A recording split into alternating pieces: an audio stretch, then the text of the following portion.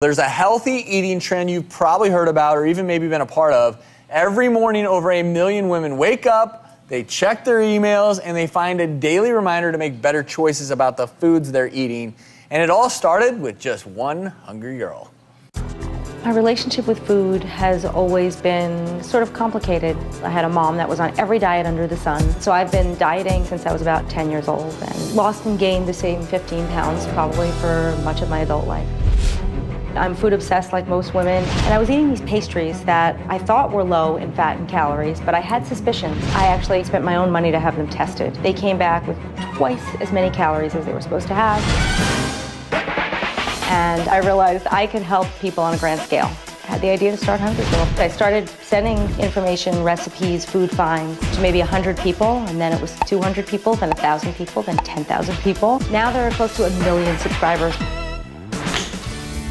Look at that. During the day at the office, there's a lot of food tasting. We're making recipes, probably 2 or 3 a day. You know, it's a tough job, but we've got to try everything.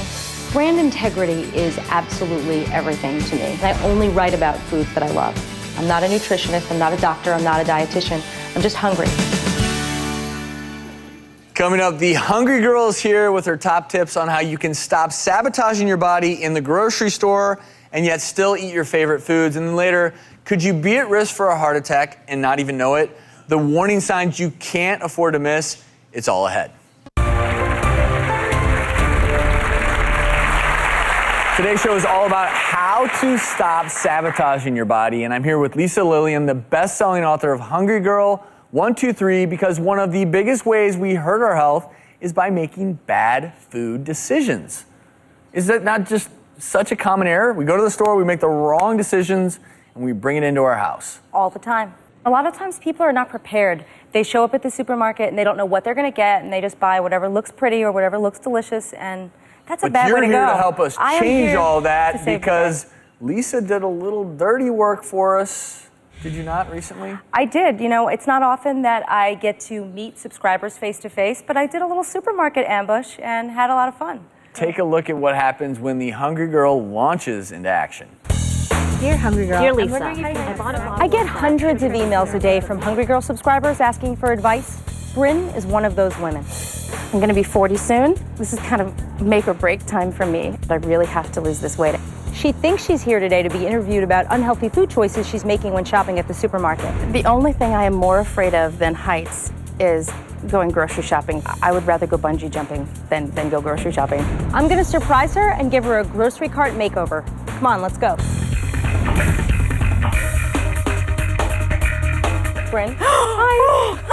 Hi. Oh, it's the Hungry Girl herself. How are you? I'm good. How are you? Good. It's so nice to meet you. But I need you. It's so nice to meet you. Well, good. I'm here to help. And I'm excited to meet your shopping cart. The supermarket is a friendly, nice place. I think we should embrace it and have some fun. Okay. Everybody loves pasta, but it has about 210 calories a serving. And a serving is a very, very small amount. There's 16 servings in that one bag. I have an amazing substitute. Are you ready? I'm ready. These are tofu shirataki noodles. Oh. And they're made from yam flour and tofu. And don't let that scare you. They actually taste delicious. Wow. 20 calories a serving. This whole pack has 40 calories. And they have fiber, and they're very low in carbs. Wow. Now you've chosen 80% lean ground beef. I read lean, and I think it's a good choice for my family. Yeah, labels lie. 300 calories per serving and 20 grams of fat. These are soy crumbles. Taste exactly like ground beef. 120 calories a serving, 3 grams of fat. That's huge. Yeah, especially if my kids don't know that it's being substituted. We'll never know. Oh. Be sneaky. Okay. Now, what do you use this for?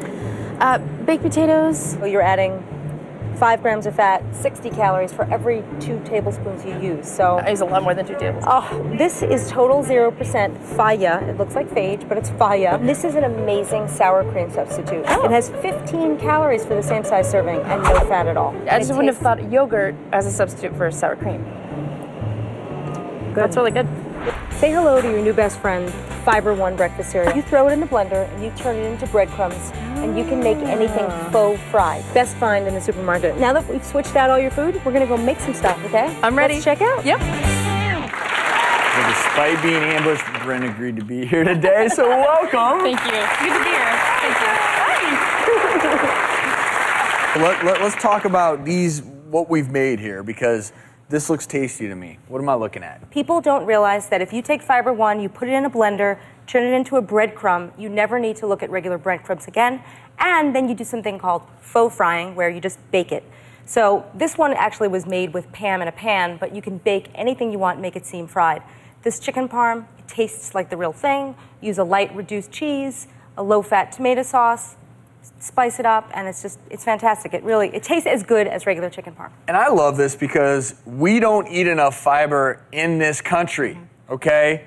The National Cancer Institute recommends 20 to 35 grams, even more in some cases. We get about 10 or 15. So what is fiber? Why is it important? Think of fiber as the scrub brush for your intestines, because fiber is not easily digested. So what it does when you eat some fiber, and it goes into your digestive tract, and since it's not absorbed, it actually moves all the way through your intestines, and it actually helps push not only your stool through so you don't get constipated, but it can lower your cholesterol levels, amongst other things. So you've taken a food that typically would increase your cholesterol levels, and instead you've made it into one that not only tastes good, but it lowers your cholesterol levels. This is a Fiesta noodle casserole. The magic ingredient here, and I think personally this is America's best kept secret, tofu shirataki noodles. They're made with yam flour and tofu, and you should not let that scare you because it's an incredible pasta substitute. An entire pack, 40 calories, so it's really cool. This is made also with soy crumbles instead of ground beef. But we didn't end there, because I saw you grabbing the sour cream, and My trigger. sour cream, you know what? Sour cream is not good for us, but there are substitutes, and this Greek yogurt is one of them. I love that Greek yogurt. It's Faya, total 0%. You have to read the label really carefully because the 2% and the full fat versions all look exactly the same. So look for the 0%. It has no fat at all. You can use it to make things like, this is Buff Chick Hot Wing Dip. It's made with Frank's Red Hot, nice good hot sauce and some chicken. And instead of the sour cream, you use the Greek yogurt, which also adds protein, and it tastes phenomenal. And also, I actually make a healthy shake every morning with this yogurt, 0% Good boy. fat. It makes food taste quite good. You got to get used to it, though, right? A little bit, but if you like that kind of tangy sour cream kick anyway, it's not a big transition at all.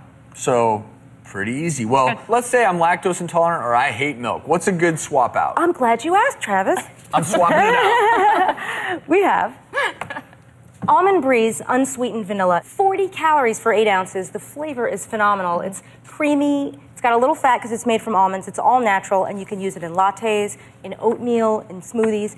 And we used it here for this French toast, this Big Apple French toast casserole, which we're all going to try right now. And you're telling me this Don't is try healthy? to escape. It's great. It's good for you. Ladies first. Sorry. You're right. I'm so rude. So you I'll go try it first, too. Bren, and you let us know what you think, because Well, my kids love French toast, so I'm excited to see. and it's hard to believe that French toast can be healthy for you. It's really good. The question I have, Bren, Yes. are you willing to swap out, throw in more fruits and vegetables and nice, healthy substitutes? Yeah, absolutely. And I want to do it for my kids too. I want them to be able to see that. I want them to be partners in this and kind of and invest in their own health too by making these switches. These changes. And Gelson's Supermarket, they actually want to get you started on that new health kick, so they're going to give you a $200 gift certificate to get you started. serious? So. Oh, thank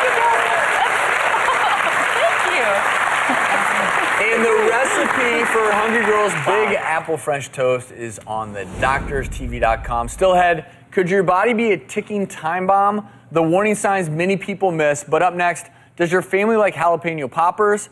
What about a serving of 5 poppers with just 1 gram of fat? It does sound too good to be true, but the Hungry Girl is giving your favorite fattening foods a health makeover after the break. It's not about avoiding foods. It's about embracing foods and finding ways to indulge in foods that you crave. Use pumpkin instead of eggs or oil when you're baking a cake. So basically you need 2 ingredients. Canned pumpkin, cake mix, then you can have your cake and eat it too. That was a tip from Lisa Lillian, best-selling author of the Hungry Girl series of books. So I have to ask you, what in the world is a hungry girl? Well, we're all hungry girls, aren't we? Everybody wants to eat the foods that we want to eat and still fit into our pants. I mean, you're a hungry girl, whether you know it or not. Oh, I'm We're a all hungry girl. You're girls. absolutely right. I'm a hungry girl, and yet I want to eat and you want to fit into your pants. So you want to eat the foods that you want, the foods that you crave, the things that you think are off limits, the things you think you have to say no to. You don't. You really don't have to say no to them. Well, so in this case, you don't have to just say no. Lisa recently sat down with a few women to really dish about the foods they can't resist, even though they know those foods could harm their health.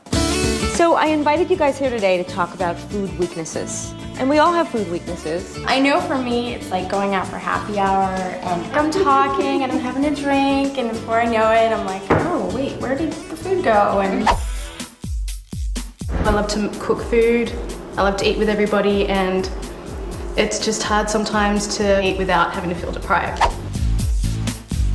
I work retail, so it's kind of a stressful job environment and I like to come home and eat. At work, oh my gosh, tons of chocolate and donuts and cookies. I know that if I'm in that environment that I will totally just kind of go crazy. I can relate to all of these things because I like everything. I could sit in a bathtub filled with French fries and just eat my way out of the tub. I know when I get stressed out, I definitely eat more. All I think about all day is what am I gonna eat next? you know, it's frustrating having the really skinny friends that can eat like everything. Life is not fair. That is the bottom line. Yeah. But it's not about depriving yourself of the foods you crave. It's about finding swaps for them that satisfy what you want to eat at the same time without making you gain weight. So I've asked all of you to bring your favorite foods here. Show me. I have spinach dip. Oh, wow. Jalapeno poppers. Okay, usually I wrap them in bacon, but I like them this way too. Brought sliders. I almost grabbed one and then rearranged them so maybe you guys wouldn't notice. And I brought some cannoli and some little cream puffs. We can't let these foods get the best of us. And there are alternatives out there that taste just as good that will satisfy those cravings. So let's ditch these things. Can we do that? You, jalapeno popper, do not control me. So Brooke, Christina, Stephanie, and Justine are here today. Lisa has completely made over their favorite foods into healthier alternatives. And we're about to start a taste test. But what is the message here, Lisa? You know, the message is that we don't have to starve ourselves and we can indulge in the foods we crave if we make smarter choices. Each one of these foods, by the way, you can choose to bite certain things or fight certain things. So today, we are fighting the fattening jalapeno poppers. So I want you to try that. All right. And be honest. Okay. It's pretty good. I'm surprised, actually. So 5 of these. 1 gram of fat versus the Fight It version, 21 grams of fat. Oh, wow. That's just the first food. You love spinach dip, right, Yes, Stephanie? I do. I love spinach dip. So we've got the Bite It version versus the Fight It version. I want you to try the Bite It version, the healthier version, and you let us know what you think.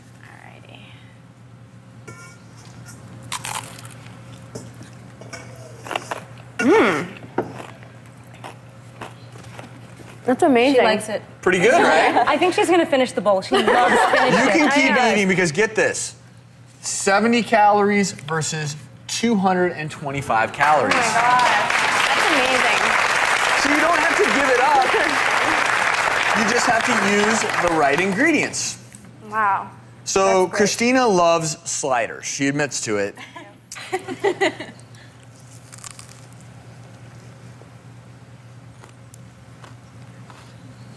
See, it's so good. No one wants to talk. This is that Talking, tasty. it's a lot of chewing. Trying to have manners. They're But it's really it's good. pretty good, right? I like them better than the other kind. Well, Well, here's that's pretty awesome. And you make them at home. It takes no time at all. You're using extra lean beef and a lot of stuff that you'd find at a regular fast food restaurant, only lower calorie versions of them, and they're really cute. They are cute. Which is definitely a plus. So is it true that one slider can have up to 30 grams of fat, or is that One for serving. 2 sliders? Yeah, it's for a serving. For a serving. Well, you want to know how much the healthy version? 5.5. And the calorie counts also. Slashed in half. So on to Brooke, who acknowledges, like many of us, that you like sugar. Oh, yes, I do. And so we've got a couple of different options here. All right. These are cannolis, right? Yes, they are. They appear And to be. then we also have cream puffs, if you'll take that off, Lisa. Ooh. So Bite into that cannoli. Alrighty. Don't waste any time. I will not. That looks so good. You should all be jealous because that was really good. Yeah, I mean, and that's made with fat-free ricotta cheese and some pudding mix and some chocolate chips and a regular sugar cone. It's so easy to make a cannoli at home. You can just lighten things up and have them taste exactly like the real thing. So 1 cannoli and 1 cream puff normally, 42 grams of sugar. With the healthier Hungry Girl version, over half fewer grams of sugar. And these cream puffs only have about 120 calories, which is like really, really low. Yeah, if I eat that. Absolutely. And again, I want to stress how important it is to eat healthy and have lean meats and fruits and vegetables in your diet. But every now and then, when you want to, cave into your cravings, jump into one of these. Well, and one of the great things I have to tell everyone in the audience is you're all getting a copy of Lisa's book.